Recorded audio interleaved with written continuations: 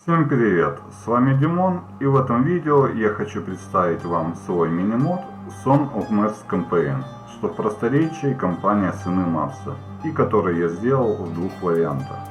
Собственно, это даже и не мод, а небольшая обучающая кампания, которая была прелюдией к большой кампании в Ring Total War, и в которой по головотяпству разрабов отсутствовала возможность сохраниться, загрузиться и не работали автосохранения. В обоих вариантах мода, в отличие от оригинала, у вас появится возможность выбрать сложность кампании и сложность сражений, а также регулировать численность отряда в настройках видео.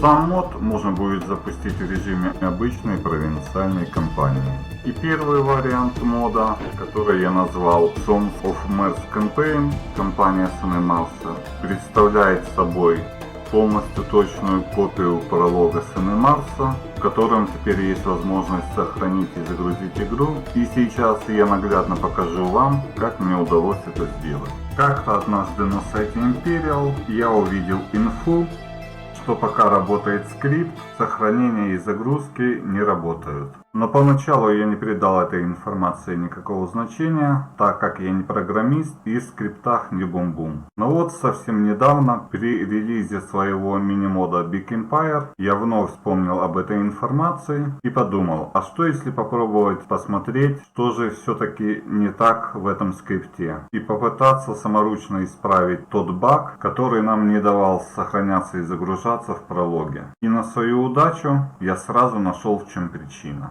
Заходим в папку с игрой, открываем скрипт и опускаемся в самый низ. Поднимаемся чуть выше. И вот мы дошли до того места, когда Тарквиний захвачен. Вот советник говорит о том, что нам нужно построить храм Юпитера. И вновь повторно эта команда.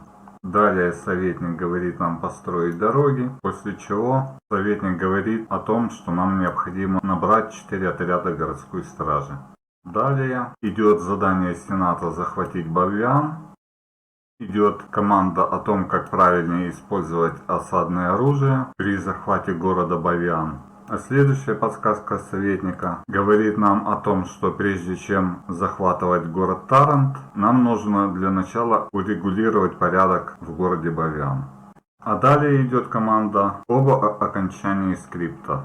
Но поскольку мне все же пару раз удавалось захватить всю Италию, я с уверенностью 100% могу заявить, что двух последних команд я ни разу не встречал. И как только после получения задания Сената захватить город Бавиан, я пересекал границы Этрурии, хоть я вел свои войска через Лаций или Пиценум, всплывающий советник указывал мне, что нужно вернуться назад и захватить по новой город Тарквиний. И я подумал, что если попробовать исключить из скрипта эти две неработающие задачи, то возможно у нас появится функция сохранения и загрузки. А делал я это так. Полностью выделяю команду на отключение действия скрипта, выбираю копировать, поднимаюсь наверх, потом полностью выделяю две последние неработающие задачи вместе с командой окончания действия скрипта включительно. И вставляю скопированную запись. Получилось вот так. И теперь действие скрипта должно закончиться после задания Сената захватить город Бавиан. Теперь посмотрим, как все дело обстоит на практике. Я показываю вам наглядный пример, начиная с того места после победы над галлами. Смотрим, сохранения по-прежнему нет. Двигаем на Тарквиний.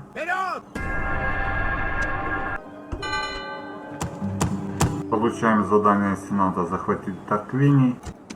В атаку! Осаждаем поселение, господин! И мы можем захватить его двумя способами. Либо выждать все ходы до сдачи, и тогда поселение захватится автоматически. Или же мы можем захватить поселение, сражаясь на карте сражений. Но ни в коем случае не выбирайте авторасчет, так как игра зависнет. По-видимому, авторасчеты как-то связаны с автосохранениями, которых у нас пока нет. Для простоты я использую первый вариант взятия поселения, израсходуя все ходы осады.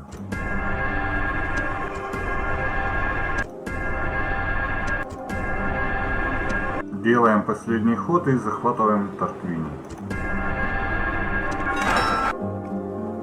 Занимаем Тарквини, выслушиваем все подсказки советника, строим святилище Юпитера, нанимаем 4 отряда городской стражи. Функции загрузить, сохранить пока нет. Делаем следующий ход. Ты построил святилище Юпитера. После постройки храма Юпитера Сенат дает нам задание захватить город Бавиан. Теперь мы должны дождаться сообщения советника об окончании действия скрипта. Загрузки сохранений пока что нет. Теперь ты изучил основы успешного руководства своей фракции. Теперь тебя сдерживают лишь собственные способности и удары судьбы. Ты можешь продолжить эту кампанию и привести свою фракцию к господству над всей Италией. Время от времени ты будешь получать советы. Или ты сразу можешь перейти к имперской кампании. Как всегда, выбор за тобой. Рома Инвикта. И вот после этого сообщения, как советник предложил нам или продолжить эту мини-кампанию пролога, либо сыграть большую кампанию, действие скрипта после этого сообщения и заканчивается. И функция «Сохранить, загрузить игру» к вашим услугам. Делаем пробное сохранение.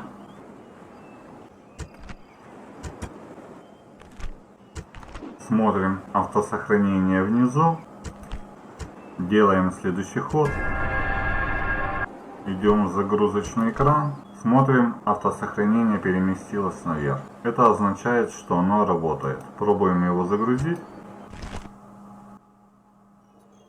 Загрузилось успешно. И теперь вы в любое удобное для вас время сможете спокойно продолжить эту мини-кампанию. А далее я хочу вкратце рассказать о особенностях продолжения этой мини-кампании после отключения скрипта. После захвата Бавиана, несмотря на то, что действие скрипта уже отключено, Сенат все также нам будет продолжать раздавать различные задания. И если вы будете прилежно их выполнять и не заниматься самодеятельностью, то вы рискуете не уложиться в срок до лета 289 года до нашей эры. В этом случае на следующем ходу вам будет объявлено поражение. Но ничего страшного в этом нет. Возвращаемся в главное меню. Заходим в «Загрузить игру», «Загрузить кампанию», выбираем «Автосохранение». И вы сможете спокойно продолжить эту кампанию и дальше. Разница лишь в том, что время до победы у вас будет идти с отрицательным порядком. Играть так можно сколько угодно. Я доиграл аж до 246 года до нашей эры.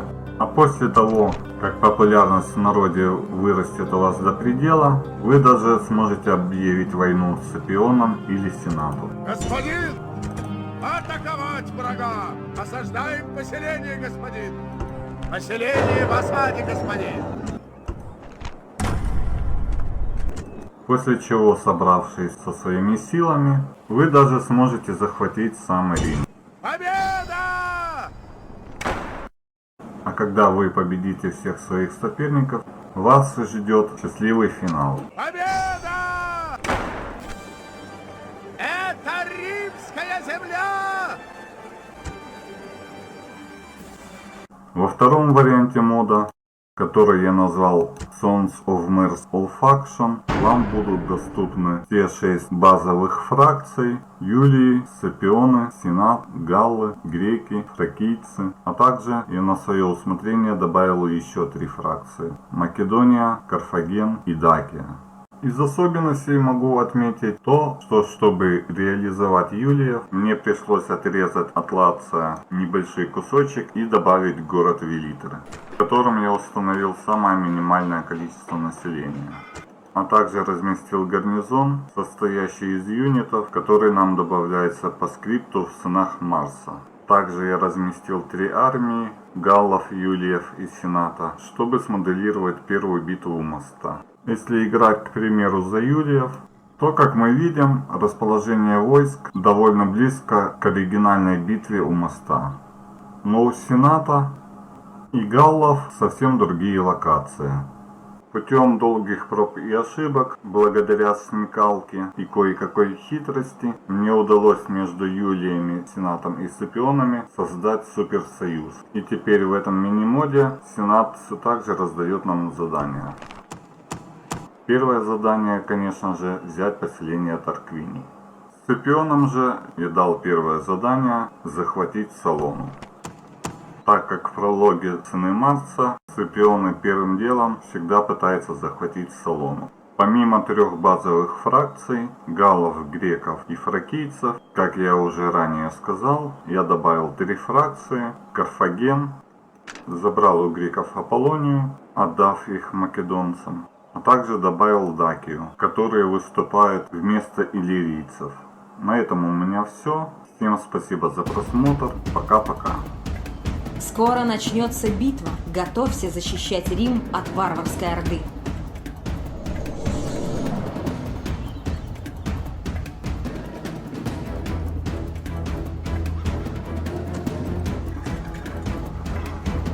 Отряды, уходим!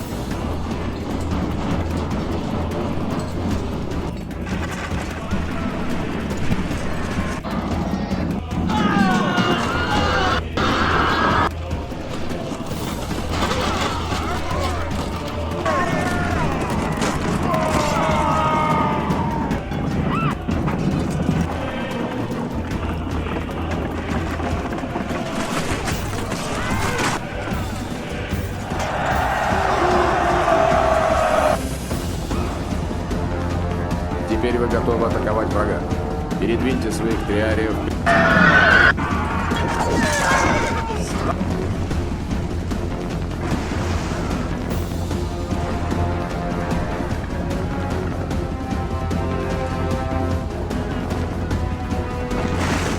Ваша осадная... Ваш таран...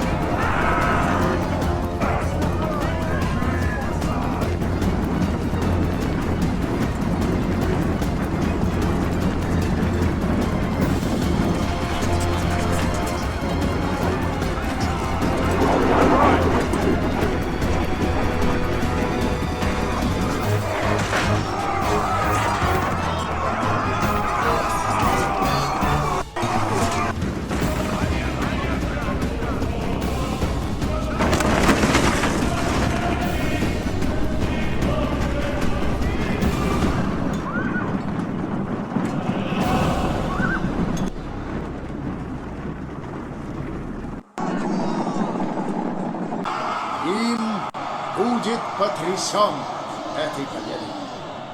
Этот день принадлежит нам.